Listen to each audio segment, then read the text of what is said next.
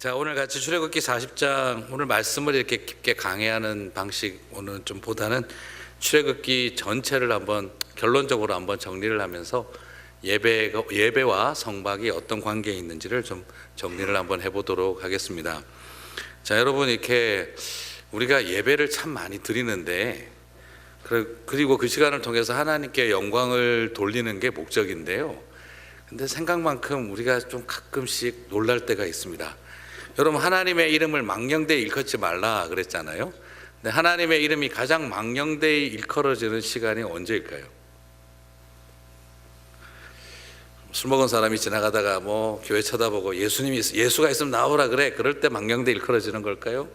요즘 젊은 애들이 말만 하면 끝에다가 그냥 오마이 갓 한다든지 이런 식의 표현을 쓴다고 해서 하나님의 이름이 망령되이 일컬어지는 걸까? 혹은 안 믿는 남편이 성경책을 찢으면 그게 하나님의 이름을 망령되이 일컫는 일일까? 물론 다 망령되이 일컫는 거겠죠. 그런데 어떤 의미에서는요, 하나님의 이름이 가장 망령되이 일컬어지는 시간은 우리가 찬양하고 기도하는 시간이에요. 말씀 전하고 예배하는 시간이 하나님의 이름이 가장 망령되이 일컬어질 위험이 큰 시간이에요. 찬양을 하면서도 우리가 헷갈리는 때가 있습니다. 아골골짝 빈들에 복음 들고 미쳤다고 가오리까 속으로 생각하고 있으면서 찬양을 어떻게 부르죠? 아골골짝 빈들에도 복음 들고 가오리다. 근데 아골골짝이 어딘데 잘 몰라. 그러고 다 있는 거죠. 그리고 우리의 마음속에 오직 주만이 하지만은 오직 주님만이 절대 아니에요. 그냥 가끔 주님도인데 우리는 그냥 오직 주만이 하고 찬양을 부를 때가 많습니다. 기도를 하면서도 놀랍게 기도를 합니다. 하나님께서 이 기도를 응답하지 않을 것이라는 분명한 믿음을 가지고 기도할 때가 많이 있습니다. 그렇죠? 너무 많은 경우에 그냥 분명한 소망을 가지고 있으세요. 믿음이 없는 게 아니에요. 믿음이 있으세요. 절대 이 기도가 응답받지 않을 것이라는 걸 믿고 기도하시는 분들이 가끔씩 있으세요. 그래서 예전에 종교개혁 시대 때는 그때 하도 형식적인 기도에 대해서 그런 풍자말이 있었습니다. 어떤 신부님이 예배를 인도할 때마다 우리의 기도에 응답하시는 주님 했는데 그날 정말 주님이 응답을 하셨대요. 우리의 기도에 응답하시는 주님. 그래, 왜? 했더니 너무 놀래가지고 심장마비로 돌아가셨다는 그런 조크가 있었을 정도였었으니까요. 실제로 우리가 어떤 때는 예배를 드리고 그런 자리에 서 있지만 정말 내가 오늘 불렀던 찬양의 거의 대부분을 정말 내가 마음으로 고백한 노래일까? 아니면 은근히 피아노 반주 나오고 그리고 그렇게 찬양파는 분위기 맞춰지면 이미 익숙해져 버린 교회의 예배 문화에 나도 모르게 지그시 눈 감고 그런데 무슨 뜻이었는지 하나도 기억나지 않고 그냥 따라가는 대로 흘러가긴 했었으나 그러나 정말 내 마음의 고백은 하나도 드려지지 않았던 것. 찬양만 그렇고 기도만 그런 게 아니라 설교도 그래요. 때로는 설교하는 목사님도 엄청난 믿음을 가지고 설교를 하십니다.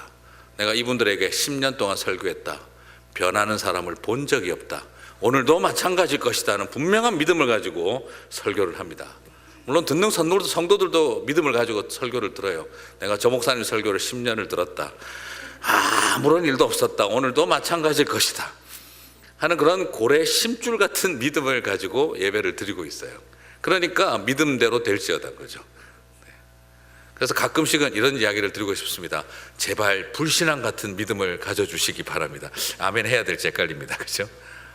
그만큼 우리가 때로는 정말 믿음 없이 정말 하나님의 이름이 가장 망령되이 일컬어지는 시간은 놀랍게도 예배 시간이 될 수도 있습니다. 내 마음의 확신도 기대도 소망도 열정도 헌신도 결단도 그리고 회개도 고백도 없는 그러나 입술로 고백하고 그리고 그냥 예배 문화에 지그시 눈 감고 그리고 그럴 때 이런 제스처도 괜찮고 어느 틈에 그렇게 드려져 버린 예배가 사실은 더 하나님의 이름을 망령되이 일컫는 것이죠. 그래서 하나님은 이스라엘을 향해서 말씀하셨던 것입니다. 내가 천천의 수양과 만만의 기름을 바쳐도 내가 그 모든 것들을 역겨워한다라고 했던 것은 예배의 양과 질이 부족해서가 아니라 이미 순종과 중심을 잃어버린 예배들이 끊임없이 드려질 때 가장 하나님의 이름이 망령되이 일컬어지는 시간은 가장 영적이고 가장 종교적으로 보이는 순간이 그렇게 될 수도 있다는 것입니다. 자, 오늘 우리는 이런 고민과 함께 좀 한번 다시 우리의 일상과 우리의 삶이 그리고 우리의 예배가 참되게 드려지고 있는가에 대한 고민을 가지고 한번 시작해 봤으면 좋겠습니다. 자, 그래서 오늘 저는 여러분과 함께 출애굽기를 한번 이렇게 큰 그림으로 정리를 한번 해보고 싶은데요. 자, 여러분, 출애굽기를 읽으면서 주님, 우리 하나님은 왜 출애굽을 시키셨을까? 출애굽을 시키신 목적이 뭘까요? 이스라엘 나라를 만들어주는 것이기도 하고, 그리고 이스라엘에게 구원을 주기 위해서이기도 하고, 다 막연하게 우리가 다 알고 있는데, 그리고 출애굽에서 그렇다면 또 가장 중요한 사건은 무엇입니까? 라고 질문을 던진다면, 출애굽기에서 가장 중요한 사건, 뭐가 가장 중요한 걸까요? 출애굽기 하면 우리가 떠오르는 이미지들이 또 뭐가 있습니까? 10가지 재앙, 홍해바다가 갈라지던 사건, 그리고 그냥 하나님이 십계명을 주던 사건, 그리고 광야에서 만나와 메추라기로 먹이던 사건, 엄청나게 많은 기적과 사건들이 있었는데, 자, 그런 것들이 출애굽기에서 가장 중요한 목적과 맞는 것일까?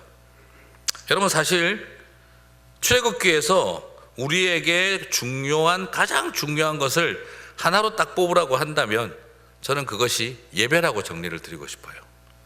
자, 무슨 말입니까? 출애굽기의 시작과 출애굽기의 끝이 다 예배입니다. 출애굽기가 시작할 때 어떻게 시작합니까? 하나님께서 모세를 찾아와서 내 백성을 가게 하라. 영어로 가장 유명한 Let my people go, 그죠? Let my people go, 내 백성을 가게 하라. 이 메시지가 나오는 그 자리에서 하나님은 뭐라고 말씀하시느냐면, 출애굽기 3장 18절에서 너는 그들의 장로들과 함께 애굽 왕에게 이르기를 히브리 사람의 하나님 여호와께서 우리에게 임하셨은즉 우리가 우리 하나님 여호와께 제사를 드리려 하오니 사흘 길쯤 광야로 가도록 허락하소서 하라. 자, 여호와 하나님이 Let my people go를 요청을 하라고 할 때 이유가 뭐 때문입니까? 우리 하나님 여호와께 제사를 드리려 하니. 자, 출애굽의 시작이 무엇이었습니까? 우리가 예배자로서의 삶을 회복하겠다는 겁니다. 우리의 삶에 예배의 돌제단이 세워지고 여호와의 이름을 부르는 것이 출애굽의 시작이었습니다. 구원의 출발은 무엇 때문이냐면 예배의 회복 때문이었습니다. 예배가 드려지는 것과 구원의 역사는 분리가 되어진 것이 아니었습니다. 그리고 바로에게 찾아가서 하신 말씀도 뭡니까? 모세가 그렇게 말합니다. 우리 하나님 여호와에게 제사하게 하기 위하여 애굽을 떠나는 것을 허락해달라. 이것을 그는 강렬하게 요구한 것이죠. 당시 이스라엘은요 430년 동안 애굽 생활과 노예 생활을 하면서 하나님의 이름도 잊어버렸습니다. 그리고 제사도 당연히 예배도 잃어버렸습니다. 하나님의 이름을 잊어버리고 예배를 잃어버렸습니다. 예배를 어떻게 드려야 되는지도 모르고 누구를 불러야 하는지도 모릅니다. 기도를 할 때 도대체 내가 누구에게 기도하는지조차도 모릅니다. 누구의 이름을 불러야 하고 누구의 이름으로 나아가야 하는지 모든 것이 사라졌습니다. 예배를 드리려고 하는데 누구를 찬양을 해야 되는지, 누가 뭘 원하는지 아무것도 모르는 상태에 있었습니다. 그래서 이스라엘은 뭐부터 배워야 되느냐? 여호와의 이름부터 배워야 했던 것입니다. 누구를 불러야 하는지부터, 누구의 이름으로 의지하여 예배를 드려야 하는지 하나님의 이름부터 배워야 했던 것이죠. 다시 말씀드려서 그들은 몸뚱아리만 노예가 된 것이 아니라 이미 영적으로 완전히 노예가 되어버린 상태였습니다. 그들은 그냥 몸만 갇힌 사람들이 아니라 영혼이 완전히 포로가 되어버렸던 사람들이었다는 것이죠. 자, 다시 말씀드려서 하나님이 출애굽을 시킨 가장 중요한 이유가 바로 무엇입니까? 예배의 회복입니다. 이스라엘을 회복시킨 가장 중요한 이유는 거기에 있습니다. 그러므로 하나님을 향한 제사가 드려진다는 것은 애굽의 우상들로부터 해방이 일어나야 하는 겁니다. 애굽의 신들로부터 자유가 일어나야 하는 것입니다. 출애굽기 5장 3절에도 보시면 우리 하나님 여호와께 제사를 드리려 하오니 가도록 허락하소서. 재차 모세가 바로에게 나아갈 때마다 요청하는 게 뭡니까? 우리가 하나님께 제사를 드리려 하오니 가게 해달라. Let my people go because we have to worship our God. 우리 하나님을 예배해야 하기 때문이다 라고 그들은 계속 이야기한 것이죠. 자, 10가지 재앙을 여러분 보셔도 마찬가지입니다. 애굽에서 그 10가지 재앙이 일어날 때마다 일어날 때마다 그때마다 모세가 가서 뭐라고 이야기를 합니까? 자, 이제 우리가 예배 드리러 가게, 제사 드리러 가게 해달라. 10가지의 재앙이 나올 때마다 그렇게 이야기를 합니다. 그리고 난 다음에 나중에 답답하니까 실제로 파라오가 뭐라고 이야기를 합니까? 내가 너희를 보내리니 너희가 너희 하나님 여호와께 광야에 제사를 드릴 것이니라. 자, 나중에 파라오도 횟수가 거듭되면서부터 마음이 계속 왔다 갔다 하기는 하지만 그때마다 허락할 때도 뭐라고 이야기를 합니까? 목적과 이유를 뭐라고 밝히는 거죠? 내가 너희 하나님께 제사 지낼 수 있도록 그렇게 해주마 라고 대답을 합니다. 결국 출애굽에서 가장 중요한 핵심 포커스가 뭐였다는 거죠? 제사를 드리게 해달라는 거예요. 10번째 재앙이 났었을 때도 이스라엘을 보내면서 출애굽기 12장 31절에 보게 되면 밤에 바로가 모세와 아론을 불러 이르되 너희와 이스라엘 자손은 일어나 내 백성 가운데에서 떠나 너희의 말대로 가서 여호와를 섬기며, 섬기며라고 되어 있지만 이게 바로 예배하며. 10번째 재앙이 일어나고 난 다음에도 결국에는 뭐라 하러 가라는 거죠? 예배 드리러 가라. 너희 여호와를 섬기러 가라. 자, 여러분, 제일 출애굽기에서 중요한 출애굽의 시작, 과정, 마지막 떠나게 되어지는 배경도 다 어디에 있습니까? 너희가 예배하게 하라는 거예요. 너희로 하여금 제사 드리게 해야겠다는 거죠. 출애굽에서 우리가 잘 보지 않았던 것 중에 하나가 출애굽은 우상을 섬길 것인가 하나님을 예배할 것인가의 영적인 예배의 싸움이었습니다. 예배를 막으려는 자와 그리고 예배를 드리고자 하는 자의 싸움이었다는 것이죠. 그리고 그 예배를 막으려던 자가 결국에는 예배를 허용함으로써 끝이 나는 것입니다. 10가지 재앙도 사실은 뭐하고 똑같으냐 그러면 하나님의 초자연적 능력을 과시하는 어떤 미러클 미니스트리를 보여주는 것이 목적이 아닙니다. 그 10가지 재앙이 다 뭐하고 관련이 있습니까? 애굽의 신들이죠. 애굽의 신들입니다. 우상과 관련되어진 것입니다. 어떤 의미에서 하나님의 자기 과시가 궁극적으로 목적이 아니라 그게 다 뭐냐 그러면 우상을 차례로 무너뜨리면서 너희들이 지금까지 하늘처럼 떠받들고 살아왔던 것, 너희들이 지금까지 예배와 경배의 대상으로 생각해 왔던 것들이 결코 예배와 경배의 대상이 아니라는 것을 10가지 재앙을 통해서 보여준 것입니다. 여러분, 이 10가지 재앙을 통해 와, 깨구리가 장난 아니다 이걸 바라보는 게 아니에요. 그들의 신들이 그렇게 아무도 그들을 보호하지 못한다. 황충을 바라보고 메뚜기 떼를 바라보는 것이 아니라 그들이 섬기던 신이 자 그들을 보호할 수 없다라는 것을 보여주고 있는 것이죠. 그래서 10가지 재앙은 그들이 지금까지 바라보고 신으로 여기며 두려워하고 경배하던 자들을 이젠 그들이 더 이상 경배의 대상이 아니라는 것을 보여주는 과정이었다는 겁니다. 어떤 의미에서 창세기를 하나님께서 적어주신 이유도 모르겠습니까? 창세기를 왜 제일 먼저 주셨을까요? 출애굽한 백성들에게 너희들이 지금까지 하늘처럼 떠받들고 살아왔던 애굽의 신들이 다 뭐라는 겁니까? 피조물들에 불과하다는 것입니다. 창세기를 제일 먼저 주신 이유는 신화적 세계관에 사로잡혀 있던 그들에게 지금 우리에게 있어서는 신화였고 우리에게 있어서는 하늘이었고 우리에게서는 두려움의 대상이었던 신들이 알고 보니 사람을 위해 만들어진 피조물에 불과했다는 것을 가르쳐 준 겁니다. 창세기는 바로 그들이 생각해왔던 우주관과 신화적 세계관을 업사이드 다운 시키는 거였습니다. 지금까지 우리는 430년 동안 이집트에서 저 신들과 피조물, 저 신들의 노예인 줄 알았는데 어느 날 창세기를 쭉 읽어주는 걸 들어보니까 엄마야, 우리가 돌쇠인 줄 알았더니 뺑덕어멈인 줄 알았더니 알고 보니 내가 왕가의 자손이었구나. 뭐하고 똑같은 거죠? 드라마 이산을 보는 듯한 느낌입니다. 어느 날 와가지고 족보를 딱 펴주는 거예요. 야, 네가 왕 같은 제사장이다. 네가 정복하고 다스릴 존재지 너는 노예가 아니었다. 네가 지금까지 저걸 신들이로 알았지. 너를 지배하는 자로 하늘처럼 떠받들었지. 아니야, 저것들은 너를 위해서 만들어진 존재에 불과해. 창세기 1장은 과학적 세계관을 바꾸는 것이 아니라 신화적 세계관에 빠져있던 그들에게 하나님의 창조 신학을 가르쳐 준 거죠. 눈이 번쩍 뜨일 일이었습니다. 내가 지금까지 하늘로 떠받들었던 것들이 나를 위해 존재하는 피조물에 불과했구나. 자, 이것이 다 뭐의 과정이라는 거죠? 내가 누구를 경배하고 내가 누구를 높여야 하는가, 그것을 바꾸어 놓는 일이었습니다. 지금까지 나는 헛것을 높이고 있었구나. 아무것도 아닌 것들을 두려워하고 있었구나. 저것들이 다 거대 제국의 파워에 힘을 가지고 있으니 그 힘에 압도당했던 것이지 저것들은 실체가 아니었구나, 본체가 아니었구나. 그것을 발견하는 것이 예배의 회복의 출발이었던 것입니다.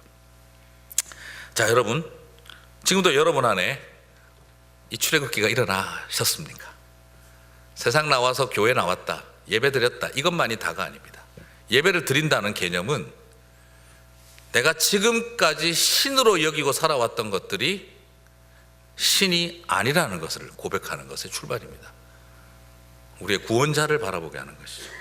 그런데 안타까운 것은 여전히 세상 신들을 하늘로 떠받들고 살면서 교회까지 다니는 것이죠. 예배를 드릴 때 나는 지금 무엇을 예배하는가? 제가 예전에 있던 교회에서 그 재정교실을 맡을 기회가 있어가지고, 여러분, 돈이 필요한 이유가 무엇입니까? 적어보자고 했더니 돈이 필요한 이유, 미래를 향한 안정감을 준다. 문제가 발생했었을 때 해결을 할 수 있는 상황을 해결하고 바꿀 수 있는, 호전시킬 수 있는 능력이 있다. 돈이 나를 행복하게 살게 해준다. 쫙 적었어요. 그리고 나서 돈이 필요한 이유 제목 적어놨었는데 돈을 싹 지우고 하나님이 필요한 이유로 하나님으로 돈을 바꿔놓고 읽어보시죠 했더니 다 읽어지는 거예요. 그때 클래스에 와 있던 분들이 충격을 받더라고요. 돈하고 하나님하고 뭐가 크게 다르십니까? 별로 안 다르다는 거예요. 스스로가 충격을 받으시더라고요. 이게 지금 내가 누구를 섬기고 있나? 자, 여러분, 왜 제가 이런 이야기를 드리냐 그러면, 예배는 결국 뭘 말하느냐면, 내가 지난 430년 동안 신들로 여기며 살아왔던 것들이 우상에 불과한, 속이는 것에 불과했다는 것을 정면으로 고백하는 것의 출발이 예배입니다. 근데 이게 쉽지가 않았어요. 유대인들도 출애굽을 시켜놨는데 여전히 어떻습니까? 몸뚱아리만 출애굽했지 영적으로 출애굽을 하지를 못했습니다. 그 증거가 어디에 있습니까? 하나님이 사흘쯤 가서 너희들끼리 마음껏 예배드리게 하려고 데리고 나왔는데, 그들이 출애굽에서 제일 먼저 한 일이 뭐죠? 금송아지 만들어 놓고 우상에게 예배를 드렸습니다. 무엇을 보십니까? 몸뚱아리는 출애굽을 했지만 여전히 그들은 아직도 황금 송아지와 같은 것들을 하늘처럼 떠받들고 있고, 하나님도 적당히 짬뽕시키고 있는 것을 볼 수가 있는 겁니다. 여러분, 그 사건은 우리에게 보여주고 있는 얼마나 예배가 회복되기 어려운지를 우리들에게 보여주고 있는 사건입니다. 솔직하게 말씀을 드려서 에이 참 그때 이스라엘 사람들 그래, 여러분, 그렇지 않아요. 우리도 다 똑같습니다. 여전히 나도 이 황금 송아지를 만들어 놓고 이 황금 송아지가 우리를 애굽에서 인도하여 낸 여호와라고 선포하는 아론의 모습과 얼마나 더 다른지 우리 스스로에게 질문을 던져봐야 됩니다. 그래서 어느 틈에 내가 광야의 이스라엘 백성들을 향해서 웃었던 그 비웃음이 결국 나를 향한 비웃음이라는 것을 발견하게 되어지는 것입니다. 우리가 예배를 드리지 않는 것이 문제가 아니라, 그 예배를 드리는데 여전히 세상 신이, 여전히 그들이 황금 송아지가 나를 애굽에서 구원해낸 바로 여호와 하나님이라고 보고 있는 우리들의 마음이 여전히 존재할 수 있다는 것을 우리가 고백하지 않을 수 없다는 것입니다. 그래서 진실로 묻게 되는 겁니다. 정말 하나님 맞으십니까? 내가 예배하는 그분이 유대인들이 노래 불렀던 그 황금 송아지와 정말 다른 것입니까? 라는 질문 앞에 우리 스스로를 세워야 한다는 것입니다. 그렇습니다. 출애굽은 철저하게 예배의 변화였습니다. 예배의 변화란 바로 뭐냐면 누가 내 하늘인가를 정확하게 고백하게 하는 것입니다. 자, 그래서 출애굽기는 예배의 회복을 위해서 시작됐고 예배의 회복을 위해서 끝이 납니다. 놀라운 것은 출애굽기가 40장이나 있는데요, 출애굽의 종결이고 완성이 40장인데 여러분, 출애굽기 어떻게 마무리되는 게 정상일까요? 출애굽기를 가지고 만든 영화가 있었죠. 뭡니까? 쉽게. 그죠? 또 뭐가 있었습니까? 그 유명한 애니메이션 이집트 왕자. 그죠? 그거 다 보면 어떻게 대부분 끝나죠? 최근에 또 모세라는 영화도 있었고 다 어떻게 끝납니까? 거의 대부분 홍해 갈라지고 끝나죠. 그죠? 그죠? 출애굽기의 가장 핵심 사건은 뭡니까? 홍해 바다가 갈라진 거예요. 그래가지고 애굽의 군대가 수장되는 것을 보는 겁니다. 그래서 보통 이집트 왕자도 거기서 끝이 나고 대부분 다 뭐 뒷부분에 이야기가 나와도 그건 그냥 지나가는 것이 하고 메인 이벤트는 전부 다 홍해에 갈라지는 사건이에요. 근데 여러분 출애굽기 40장에 홍해 바다가 갈라지는 이야기가 나옵니까? 나오지 않습니다. 출애굽기 초반에 홍해 바다는 후딱 갈라졌습니다. 벌써. 근데 뭐 한다고 40장까지 끌었을까요? 여러분 이걸 굉장히 중요하게 보셔야 됩니다. 출애굽기는 홍해 바다 갈라졌을 때 끝나지 않았습니다. 우리가 생각할 때 출애굽기는 언제입니까? 홍해 바다 건너서 이집트 떠나고 나서 49일 뛰어가서 오순절날 잔치 벌렸으면 끝난 거 아닙니까? 이제 완전히 해방되었네. 완전히 이집트를 출애굽했네. 그죠? 여러분 한번 누가 만약에 쓴다면 어떻게 쓰시겠습니까? 출한국사. 그걸 내 가정에 출한국사를 쓰면 어디에 쓰셔야 되죠? LAX에 도착했다. 이게 끝 아닙니까? 그죠? 이제 한국 나오던 이야기가 중요한 거잖아요. 지금 출애굽기는 이미 빠져나온 애굽의 이야기, 그거를 광야에서 보낸 세월들을 40장까지 끝까지 기록하고 있습니다. 그러면 그 많은 내용의 대부분은 다 뭘까요? 출애굽기 40장까지 뭐 주로 다뤘습니까? 끝까지? 성막 세우는 이야기입니다. 성막의 역사를 필하였더라. 성막을 다 완성했더라 함으로써 뭐가 끝납니까? 출애굽기가 끝이 납니다. 출애굽기는 이집트 바다에 홍해 바다가 갈라진 것을 드디어 빠져나왔다 해서 끝난 것이 아니라 빠져나오고 나서 우상 숭배하고 하나님께서 다 이것들을 생명책에서 지워버릴까 막 하는 그 과정을 다 거치고 나서 안 되겠다, 니네들 요렇게 성막 지어라 해가지고 성막을 완성하고 난 다음 예배가 드려지기 시작하고 그 성막에 있는 구름 기둥과 불 기둥을 따라 이제 이동하게 되었다라는 말이 나오면서 출애굽기가 끝이 납니다. 무엇을 뜻할까요? 출애굽기는 언제 끝이 나는 겁니까? 몸뚱아리 빠져나온 날 끝이 난 것이 아니라 예배가 온전히 세워진 날. 이제 드디어 우리가 하나님의 말씀 안에서 성막 안에서 예배를 드리게 되었습니다로 끝이 나는 겁니다. 사랑하는 성도 여러분, 저는 오늘 이것을 되게 여러분하고 중요하게 설명을 드리고 싶습니다. 예배의 회복을 통해 완성되어졌습니다. 그래서 구약에서 가장 신비롭고 성경에서 가장 신비로운 것은 그 엄청난 세상을 만드신 창조의 이야기는 딱 2장밖에 없습니다. 여러분 세상에 이 세상을 만든 이야기 얼마나 쓸말 많을까요? 그런데 하나님은 온 세상을 창조하신 이야기는 창세기 1장 2장으로 끝나버립니다. 그런데 하나님이 성전과 성막을 세우는 그 일에는 성경의 장수로 따지면 50장이 넘어갑니다. 가장 단일 사건으로 많은 내용을 포함하고 있는 것이 성막과 성전을 세우는 이야기입니다. 출애굽은 10가지 재앙 홍해 사건으로 완성된 것이 아니라 드디어 이 땅에 예배가 드려지기 시작했고 하나님의 성막이 세워졌더라 함으로써 출애굽기가 끝이 납니다. 사랑하는 성도 여러분, 저는 이것을 통해서 출애굽기 안에는 예배의 위기도 있었습니다. 우상을 숭배함으로, 황금 송아지 숭배함으로. 그러므로 예배의 위기가 왔었습니다. 그러나 성막을 온전히 세움으로 예배가 완성되어지고 예배가 온전히 드려지는 성막이 세워지고 난 다음 출애굽기는 끝났습니다. 그래서 성경학자 아도프 핑크는 이렇게 말을 했습니다. 성경에서 성막 성전의 의미와 중요성에 대해서 하나님께서는 지구의 창조를 위하여 창세기 1장 2장을 기록하시는 것으로 충분하였지만 하나님께서는 친히 거하실 성막을 위하여 무려 50장을 기록하게 하셨다는 거죠. 성막에 관련된 기록은 출애굽기의 10석장, 레위기의 18장, 민수기의 10석장, 그리고 신명기의 2장, 히브리서의 넉 장, 합하여 총 50장에 걸쳐서 기록하고 있습니다. 창세기 전체가 50장인데 그런데 출애굽기에서 그리고 성경 전체에서 성막의 이야기만 총 50장입니다.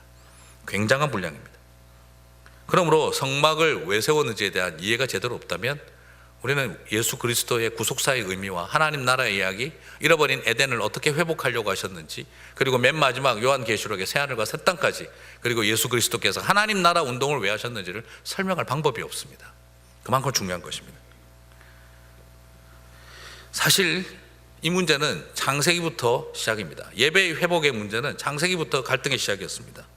아담과 하와의 타락 이후 구속사는 예배와 우상 숭배의 투쟁이었습니다. 황금 송아지를 섬기느냐, 야훼 하나님을 섬기느냐, 바로 예배는 투쟁의 연속이었습니다. 가인이 아벨을 죽인 이유가 무엇이었습니까? 예배 때문이었습니다. 예배자를 쓰러뜨린 것입니다. 거짓된 예배와 변질된 예배를 드린 가인과 참된 예배를 드린 바로 아벨의 갈등이었습니다. 아벨이 죽고 난 다음 셋이 태어난 후 창세기 4장 26절은 뭐라고 표현하고 있느냐면, 사람들이 비로소 여호와의 이름을 불렀더라. 예배가 회복되어지고 하나님의 이름을 부르기 시작했다는 겁니다. 시대의 변화와 그 속에 이 세상에 아직 하나님의 통치와 희망이 남아있다는 것은 항상 뭐로 묘사되어졌느냐? 믿음의 돌제단을 쌓고 하나님의 이름을 불렀더라입니다. 이후 타락한 세상으로 심판을 행하신 이후 노아가 방주에 나와서 제일 먼저 한 일도 무엇이었습니까? 창세기 8장 20절, 노아가 여호와께 제단을 쌓고 여호와의 이름을 불렀더라. 노아 이후에 또 바벨탑을 쌓아 올리며 우상 숭배가 시작되어지고 하나님은 언어가 달라지고 난 다음, 하나님은 창세기 11장에서 바벨탑 사건 바로 그 다음에 온 세상의 언어가 달라지고 난 다음에 12장에서 아브라함을 부르십니다. 아브라함을 부르신 이유는 무엇입니까? 창세기 12장 7절, 여호와께서 아브라함에게 나타나 이르시되 내 이 땅을 내 자손에게 주리라 하신지라. 자기에게 나타나신 여호와께 그가 그곳에서 제단을 쌓고, 또 역시 예배가 회복되어지고 여호와 이름을 부르고 있습니다. 하나님은 이 세상이 타락하고 하나님을 떠나고 나면 그 다음에 반드시 새로운 사람과 새로운 공동체를 일으킬 때마다 그들이 한 일은 바로 뭐냐? 돌제단을 쌓아 올리고 여호와 이름을 부르는 예배가 시작되게 하는 일이었습니다. 사무엘서에서 사울 왕의 가장 큰 문제도 무엇이었습니까? 변질된 예배와 제사를 주도했던 것이죠. 예배의 문제가 사무엘과 사무엘 선지자가 사울 왕의 관계에 갈림길을 만들어내게 되어졌습니다. 다윗이 더 뛰어난 사람이라고 생각하지 않습니다. 실수한 걸 계산하면 사무엘만큼이나 다윗도 만만치 않습니다. 그럼 두 사람의 차이는 뭘까요? 그는 광야에서 예배자였다는 것입니다. 중세의 역사를 바꾼 종교개혁도 결국 무엇의 변화였을까요? 예배의 변화였습니다.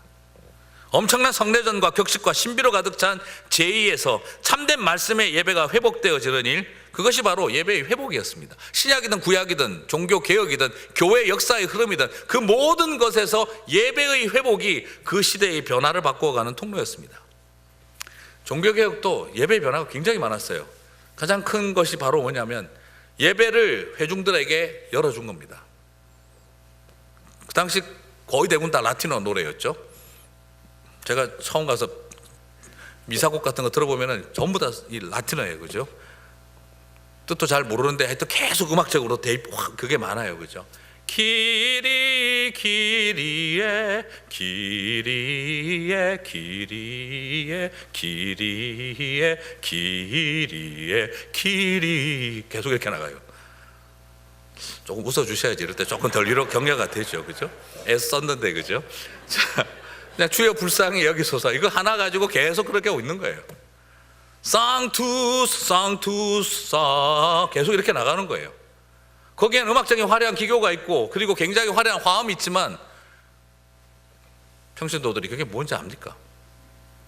그런데 종교개혁이 일어나서 제일 먼저 일어난 일이 무엇입니까? 라틴어로 된 성경을 독일어로 번역하는 일이었습니다. 모든 백성들이, 민초들이 하나님의 말씀을 읽을 수 있게 한 것. 그리고 제일 먼저 바뀐 게, 루터가 제일 먼저 바뀐 게 뭡니까? 코랄 양식의 찬송가를 시작을 했습니다.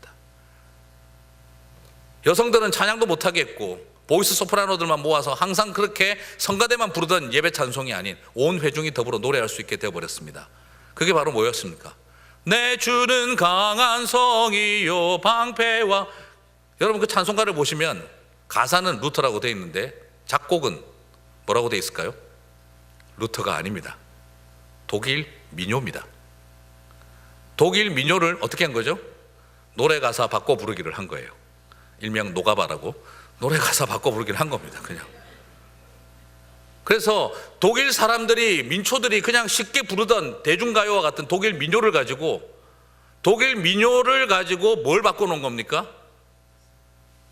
내주는 강한 성교가 나온 거죠. 다르게 표현하면 뭐하고 똑같겠습니까?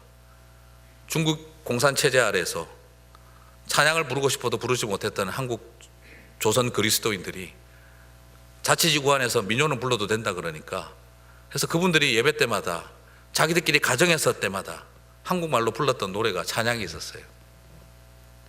하나님은 우리를 사랑하사 독생자를 주셨으니 할렐루야.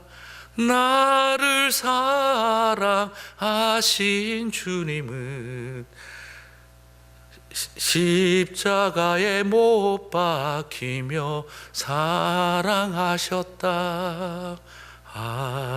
그러면서 눈물을 흘렸던 거예요. 그걸 보고 어디 찬송가를 그따위로 불러 이렇게 말할 사람 누가 있겠습니까? 그렇게 하면서 하나님이 나를 사랑했다는 것을 그렇게 부르고 싶었던 거랑 어떤 의미에서는 유사함을 가지고 있습니다. 무엇을 말할까요? 예배가 다르게 드려진 거죠. 그래서 개신교 예배가 드려질 때 가톨릭에서는 그렇게 평가했습니다. 천박한 언어로, 천박한 음악을 가지고 거룩한 예배 시간을 더럽히고 있는 개신교의 예배를 보라. 그렇지만 성도들은 그 자리에서 눈물을 흘렸습니다. 지금 내가 대중가요를 쓰자 이런 뜻을 말하는 게 아닙니다. 와가지고 지금 BTS 노래 같이 가사 바꿔서 부르자 이런 걸 지금 말하려고 하는 게 아니에요. 그들의 가슴과 언어 속에 들어와서 하나님을 예배할 수 있게 하려고 했던 것, 그게 회복이 다라고 말할 수는 없지만 그 마음속에 담겨 있는 것을 바라봅니다. 예배의 회복을 위해서 우리를 출애굽시키셨고, 출애굽의 완성은 바로 참된 예배의 회복을 통해 일어났습니다. 그러므로 구원의 완성이 되는 재림의 날엔 결국 뭐가 기다리고 있겠습니까? 구원의 완성이 되어지시는 예수님이 재림하시는 날에 뭐가 기다리고 있겠습니까? 바로 온전한 예배가 회복되는 것이지요. 그래서 계시록은 우리들에게 보여주는 겁니다. 보좌에 계신 이와 어린 양께 찬송과 존귀와 영광과 능력을 세세토록 돌릴지어다. 모든 만국의 백성들이 여호와의 보좌 앞에 모여 난곳 방언으로 어린 양의 보좌를 찬양하는 역사가 일어날 수밖에 없는 것입니다. 우리가 구원받는 것은 예배를 회복하기 위해서고, 회복된 예배는 구원을 완성해가고 결국 종말을 완성해가는 과정으로 우리를 이끌어가는 것입니다. 예배자는 바로 이런 깨달음이 있는 것이죠. 그러므로 예배를 드리는 자리에 설 때마다 나는 지금 14만 4천 명이 넘어선 그 수도 없이 셀 수 없는 흰옷 입은 백성들과 함께 난곳 방언으로 드려질 그 아름다운 찬양을 지금 이곳에서 드리고 있다는 그 놀라운 비전과 환상 속에서 서 있는 것입니다. 그러므로 우리는 이 예배를 확장할 수밖에 없는 것입니다. 그러므로 우리는 이 예배의 회복은 예배의 확장으로 이어질 수밖에 없는 것입니다. 여러분, 선교가 무엇입니까? 가서 무슨 크래프트 하러 가고 아이들 구제도 하고 가고 건축도 하러 가고 다 하는 것이지만 가장 중요한 본질은 무엇일까요? 그들이 예배하게 하는 것입니다. 예배자들의 목적은 이 아름다운 예배가 모든 민족과 열방들마다 일어나게 하는 일이고, 그리고 선교자들의 목적은 무엇입니까? 그들에게 가서 예배하게 하는 것입니다. 그래서 예배와 선교는 이란성 쌍둥이처럼 여겨집니다. 예배의 목적은 이 예배가 확장되는 것이고, 선교하러 가신 분들의 목적은 그들로 하여금 예배하는 것입니다. 예배는 선교할 수밖에 없고 선교는 예배를 드리게 할 수밖에 없습니다. 이 둘은 분리될 수가 없습니다. 그래서 출애굽기는 예배의 회복을 말한 뒤 무엇을 말하느냐? 출애굽기 19장 6절에서 너희가 내게 대하여 제사장 나라가 되며 거룩한 백성이 되리라. 우리가 제사장 나라가 된다는 것은 결국 뭘 말합니까? 모든 민족들로 하여금 예배하게 하는 것, 그게 바로 선교의 사명인 것이죠. 사랑하는 성도 여러분, 예배의 회복은 곧 다시 사명의 회복으로 이어지게 되어 있습니다. 참된 예배자가 되는 것이 참된 선교적 삶을 살아가는 것입니다. 참된 선교적 삶을 살아간다는 것이 결국에는 예배가 회복되게 하는 것입니다. 그래서 우리가 많이 부르는 찬양 중에 예전에 부흥 찬양이 나왔을 때 그때 참 아름다운 찬양 고백이 하나 있었어요. 주께서 주신 동산에 땀 흘리며 씨를 뿌리며 내 모든 삶을 드리리 날 사랑하시는 내 주님께. 땅끝에서 주님을 배우리. 저는 그 찬양을 들으면서 너무 눈물이 나서 길가에 차를 대고 몇 번 울었던 기억이 있습니다. 이건 분명히 선교사의 삶을 알고 지은 찬양인 것 같다. 나중에 그 노래를 지으신 분에게 물어봤어요. 가사를 어떻게 쓰게 됐느냐고. 선교지에 갔다가 병에 걸려서 아무런 사역을 하지 못하는 후배 선교사를 만나고 고영원 형제가 돌아가자. 네가 할 일은 다 하지 않았니? 내 몸도 회복해야지. 근데 그때 그 선교사가 그렇게 말하더라는 거죠. 형, 알아. 나도 돌아가고 싶어. 그런데 내가 떠나면 이 땅에 예배자가 없어. 나는 이곳에서 내가 뭘 하는 것보다 이 땅에서 찬양 소리가 울려 퍼지고 기도 소리가 심어지는 것을 보고 싶어. 그러면 하나님이 이 땅을, 하나님의 눈동자가 이곳을 향하지 않겠어. 선교가 무엇입니까? 그 땅에서 믿음의 제단을 쌓고 여호와의 이름을 부르는 일입니다. 가나안 땅까지 내려가서 아브라함이 제단을 쌓고 여호와 이름을 부르는 것입니다. 이것이 바로 하나님의 눈동자가 그 땅을 향하게 만드는 일입니다. 그래서 땅 끝에서 예배자가 되는 일입니다. 하나님 이스라엘을 선택하신 이유는 이스라엘만 구원하고 나머지 민족을 다 유기시키려고 하는 것이 목적이 아니었습니다. 하나님의 구원적 선택은 선교적 소명으로 이어져 갔던 것을 바라봅니다. 니네들 딱 구원시키겠다는 것이 선택의 주님께서 그들을 선택하신 목적이 아니라 선교적 소명으로 이어지게 하는 것이었습니다. 사랑하는 성도 여러분, 예배는 내가 참 하나님을 만난 감격을 모든 사람에게 알게 하는 것이고, 선교는 그 모든 사람에게 가서 그들로 하여금 예배자가 되게 하는 일입니다. 오늘 이것이 우리에게 회복되어질 때 예배는 구원의 이유가 되고 구원은 예배를 통해 완성되어지는 것입니다. 예배는 선교의 이유가 되고 선교는 예배의 이유가 되는 것입니다. 이런 조화가 이루어질 때 예배 따로 선교 따로 따로따로 노는 것이 아니라 바로 출애굽의 예배가 있고 출애굽의 선교가 일어나고 출애굽의 구원이 우리 가운데 임하고, 그리고 저와 여러분 가운데 하나님의 나라가 임하는 것입니다. 그래서 모든 곳곳에 예배를 회복하게 하는 일이 저와 여러분에게 주신 축복이라고 믿습니다. 여러분의 예배가 바로 그 감격스러운, 오늘 우리가 읽었던 본문에서처럼 하나님의 영광이 가득 차서 어떻게 할 수 없을 만한 압도당하는 예배의 영광과 감격이 넘쳤으면 좋겠습니다. 예배 안에 하나님의 영광이 사라지고 하나님의 그 놀라운 회복이 일어나지 않는 채 우리가 예배를 드리고 있다는 것 자체가 있을 수가 없는 일입니다.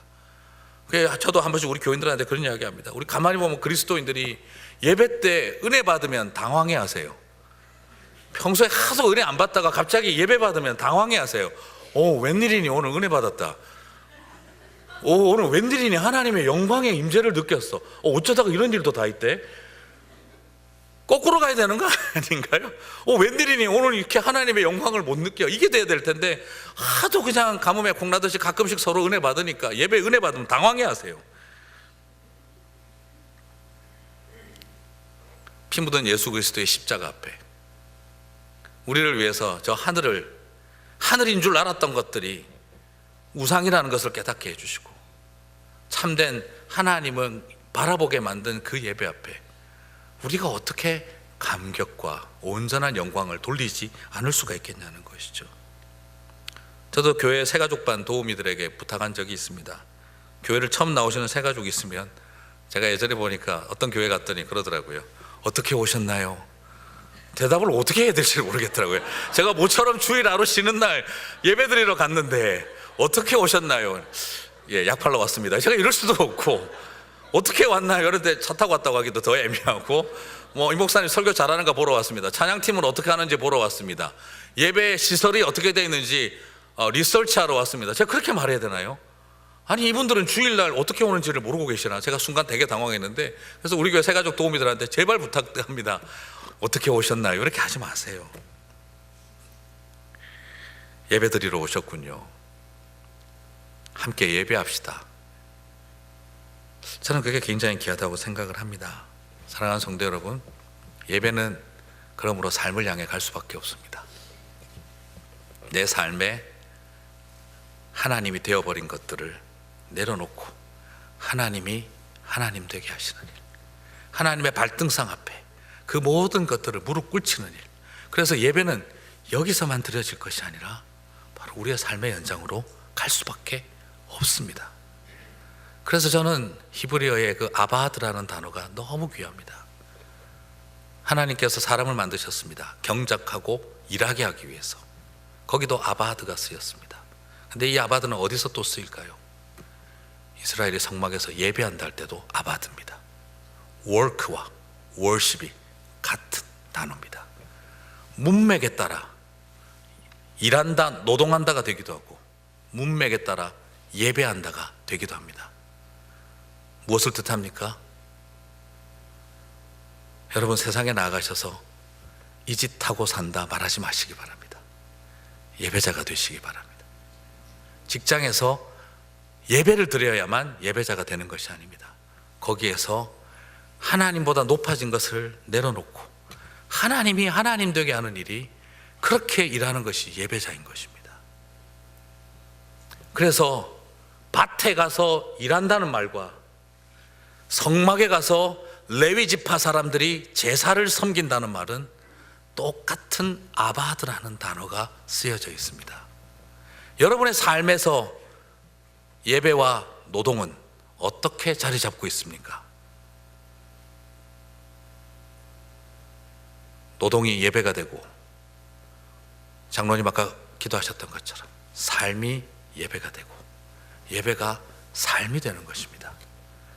교회 와서 신앙생활만 잘하지 마시고 삶의 자리에 가셔서 생활 신앙이 되어야 합니다. 이 두 가지가 이루어졌었을 때 저와 여러분은 예배자입니다 라고 말할 수 있을 줄 믿습니다. 이 땅에 예배자로 살아가시는 저와 여러분이 되시기를 주님의 이름으로 축복합니다. 우리 같이 이 시간 다 함께 찬양팀 또 담임 목사님 나오실 때까지 한 목소리로 한번 말씀을 가지고 기도했으면 좋겠습니다. 하나님, 2019년 새해를 시작합니다. 오늘 우리 안에 예배로 시작하여 참된 예배로 우리의 출애굽기가 완성되게 도와주십시오. 홍해바다 나와서 저 언덕 위에 서 있다는 것으로 출애굽이 끝난 것이 아니라 내 삶의 성막이 온전히 세워지고 구름기둥과 불기둥으로 이 거친 광야를 향해, 이 세상을 향해 살아갈 때마다 주님, 나를 인도하여 주시옵소서. 부르신 곳마다, 가는 곳마다 고정된 성막, 성전에서만의 예배만이 아니라 구름기둥과 불기둥으로 인도하는 그곳에서 나는 헤븐 노마드의 삶을, 천국 유목민의 삶을 살아가며 가는 곳곳마다 예배자로 예배를 세우겠습니다. 믿음의 돌제단을 쌓겠습니다. 여호와의 이름을 부르고 하나님보다 높아진 것들을 그 발등상 앞에 내리겠습니다. 이 시간 다 함께 한 목소리로 기도하며 나가도록 하겠습니다. 다 함께 기도하겠습니다. 하나님 감사합니다.